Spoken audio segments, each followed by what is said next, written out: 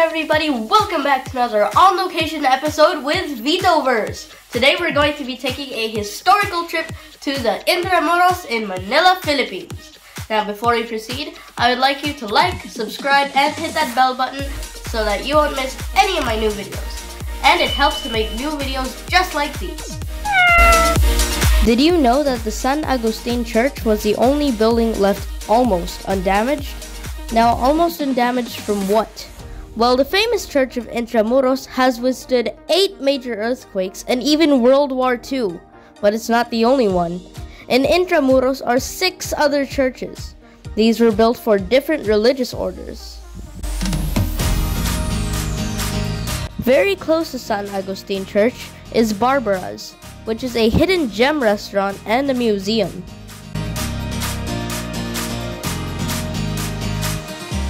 The courtyard, or the patio, shows what housing would look like during the Spanish era, called Bahay na Bato, and the patio wasn't just for show.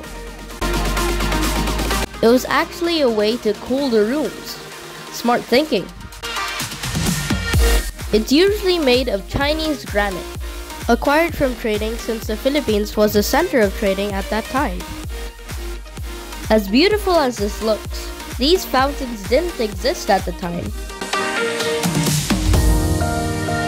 This is a perfect example of the world adapting to sustainability. It's a bike made from bamboo. Now we're going to our next location. This place has been very well kept, and they even practice recycling. Did you see the trash can? When you exit, there's a bamboo bike rental shop, and from there you can go on a self-tour, just like these two. As we go to our next area, you can see the difference between Spanish infrastructure on the left and American infrastructure on the right. Notice how the American building has much more detail because it's made of concrete, while the Spanish building is made of clay. Here's some signs we passed by. If you want to read them, pause the video, and why not like and subscribe while you're doing that? Look, there's a cart being pulled by a horse. I wonder why it's blindfolded. Here, we pass by the Gallery of Presidents, which is near the famous wall of Intramuros.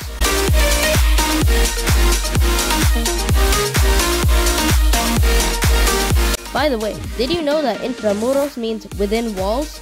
It was still Manila before, but it got called this later on because it was, well, within walls. It looks short from inside, but it's actually really tall outside. Here, the tourist guide is showing all the walls of Intramuros. Uh-oh, it's starting to rain. Here's where lots of cannons were placed in case of invasion. This place used to be Ateneo, where Jose Rizal studied. Looks quite peaceful here.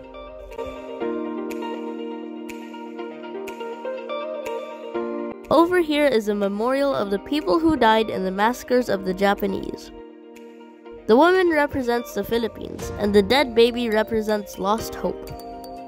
The old man lying in front of the woman shows how the elderly were caught in the battle.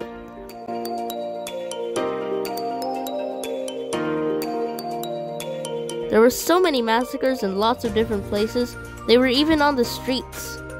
It's too sad for me to think about, so let's move on to the next location. I love how they maintain the cleanliness of the streets in Intramuros. Bahay Tinoy is a museum about the Chinese in the Philippines. Here, the travel guide is talking about the University of Santo Tomas, the oldest university in Asia. He says the Arch of the Centuries was located here before it was transferred to its current location. What a coincidence! As we were walking to our next location, we accidentally saw this sign. It says here that Jose Rizal used to live here. Cool! Now we're heading to Manila Cathedral, another major church that has been remade 8 times. I like how there's pineapples on top of the church. It is said that the pineapples represent the nature of Manila and the perseverance of the Manila Cathedral.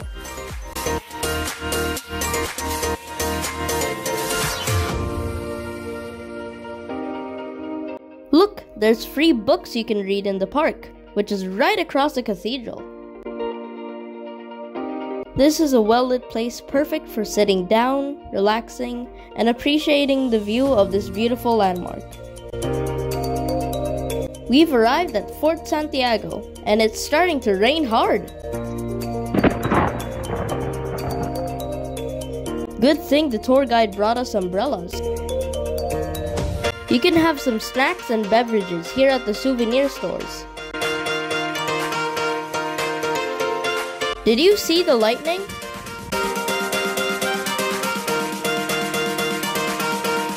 This is a main fortress here in Fort Santiago. The gate looks quite big from up close. Now let's head inside.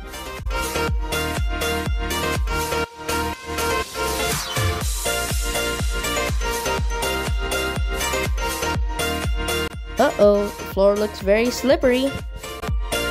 Jose Rizal's books and writings are what inspired the Philippine Revolution and what ultimately led to his execution by the Spanish.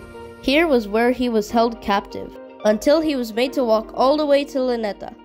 Here's a statue of him, right in the middle.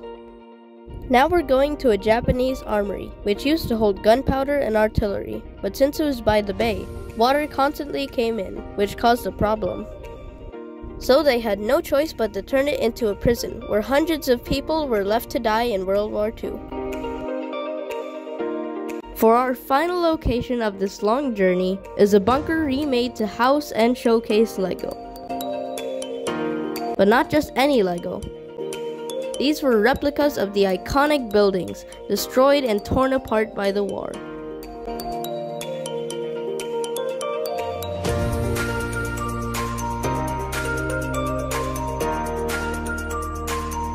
As a final takeaway, the tour guide showed us pictures of what Philippines looked like before and after the war. As a kid growing up outside of the Philippines, this has really opened my eyes to my heritage. I learned a lot more about our national hero Jose Rizal and the impact of this war on my country. Do you think the Philippines would be in a better economic state if this war never happened? I recommend this immersive tour to both Filipinos and non-Filipinos because you get to learn a lot. And you get to appreciate how all of this were well preserved for future generations to see, just like me. This is a picture taken seconds before a bomb dropped on the Philippines, destroying countless infrastructures and lives.